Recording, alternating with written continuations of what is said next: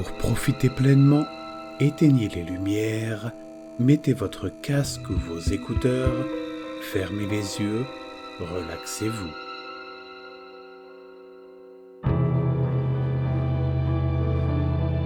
La fille au marteau a ruiné ma vie.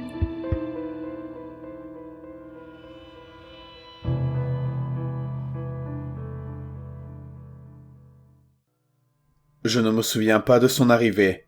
Je ne me souviens pas du moment où elle est entrée dans ma vie et a commencé à faire régner la terreur. Non, elle était là depuis aussi longtemps que je pouvais remonter dans mon esprit, et elle tenait toujours un marteau. Je ne m'en souviens pas, bien sûr, mais ma mère a toujours dit que j'étais un bébé distrait, qui regardait toujours quelque chose dans le coin de la pièce. Mes parents m'ont probablement couvé, se demandant ce qu'un nourrisson pouvait bien rêver. Je parie qu'ils ne l'ont pas imaginé. C'est ce que je regardais. Qui je regardais toujours. Pourquoi personne d'autre ne l'a vue?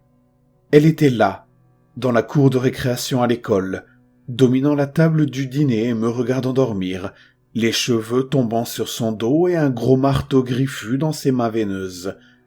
J'ai essayé de le dire dès que j'ai pu, à qui voulait bien l'entendre. Enfant imaginatif, ami imaginaire, j'étais si facilement rejeté. Il voyait bien que j'avais peur.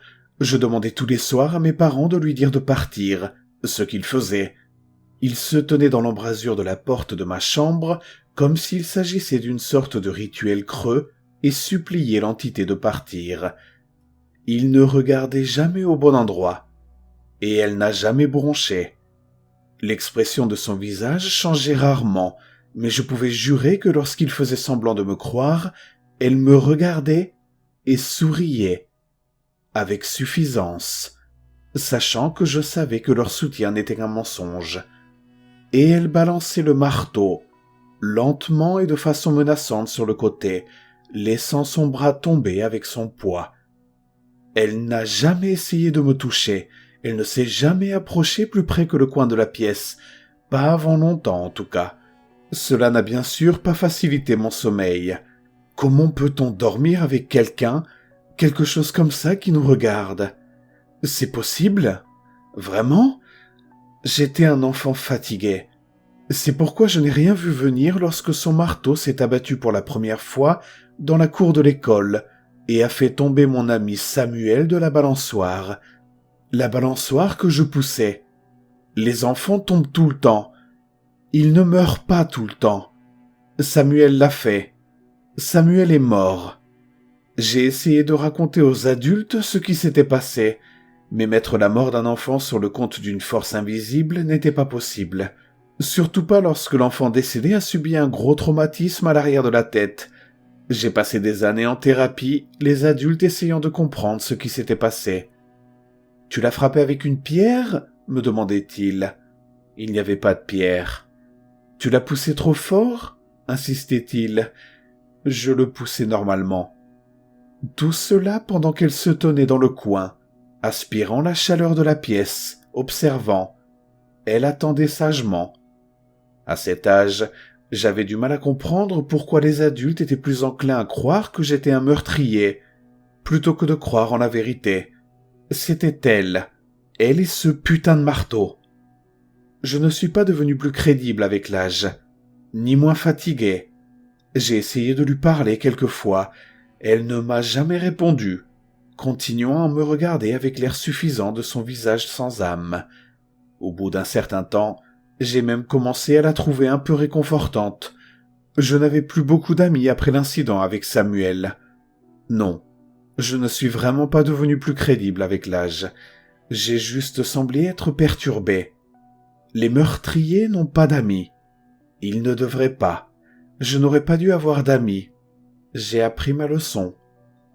J'avais 15 ans quand le marteau est tombé pour la deuxième fois.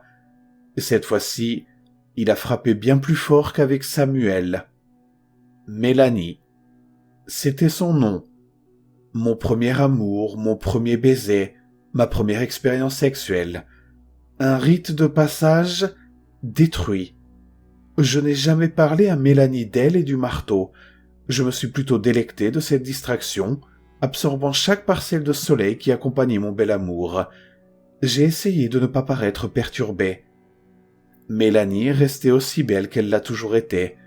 Peu importe la force avec laquelle le marteau lui a écrasé le visage, alors qu'elle se tenait en équilibre, peau nue, sur mon corps. Elle était toujours aussi belle, même avec son visage réduit en miettes. Comment peut-on paraître normal après une chose pareille?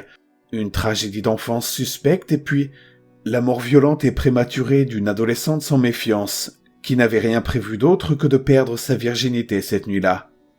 Ils m'ont envoyé à l'hôpital. Je n'ai jamais menti, je le jure. C'était elle. Elle était toujours là. Elle a vécu dans ma chambre d'hôpital pendant aussi longtemps que je me souvienne.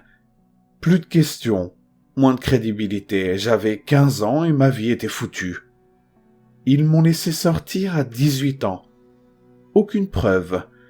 Je devais ressembler à tous les autres criminels innocents. Ils avaient tout sauf des preuves.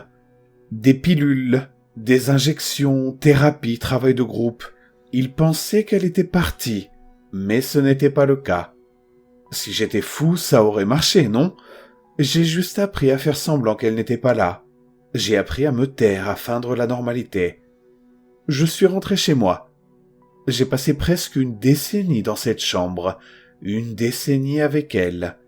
Mes parents ont cessé de lui dire de partir. Ils ont arrêté de me regarder. Ils prétendent le contraire, mais ils ont honte.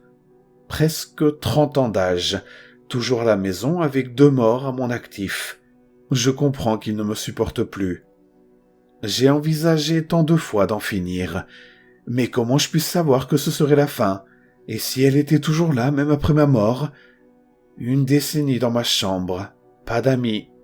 Les meurtriers n'ont pas d'amis, pas d'amour. Ah, pauvre Mélanie. La seule chose qui me faisait tenir était le petit garçon de l'autre côté de la rue. Je ne connais pas son nom. Il est sans nom, tout comme elle. Il est plein de vie, plus de vie que je n'en ai jamais connue. Et je l'observe. Rien d'infâme, rien d'effrayant, il m'a juste fait penser à moi. À moi si elle n'était pas venue à mes côtés. Il a des amis. Un avec qui il joue tout le temps, comme je l'ai fait avec Samuel. Je suis jaloux. Non, envieux plutôt. C'est juste agréable de voir un peu de bonheur. Ses parents sont venus à la porte et ont crié après les miens. Ils n'aimaient pas que je regarde leur fils. Dites à votre putain de fils d'arrêter de regarder. Ils m'ont aussi traité d'autres choses, mais ces choses, je ne veux pas en parler. Des choses dont je me demandais si mes parents croyaient. Après tout, ils ne m'avaient jamais cru. Je n'ai pas arrêté de regarder le petit garçon. Je me suis juste mieux caché. Elle a fini par comprendre. Le garçon, le sourire sur mon visage quand il me détournait d'elle, c'était subtil. Je ne l'ai pas remarqué au début, j'étais trop occupé à regarder. Mais elle a remarqué. Elle a tout remarqué. Elle était jalouse aussi, ou plutôt envieuse. Et maintenant je suis assis devant ma fenêtre, dans la chambre où j'ai passé les 10 dernières années. Pour la première fois de ma vie, je peux respirer. Au début, je ne savais pas trop pourquoi. Je devais être trop occupé à regarder le garçon. Il fait beau aujourd'hui, c'est agréable. Elle est partie. Elle n'était jamais partie avant, mais aujourd'hui elle l'a fait. Elle est sortie. Je n'ai pas remarqué. Pourquoi n'ai-je pas remarqué? Pourquoi n'ai-je pas fait plus attention?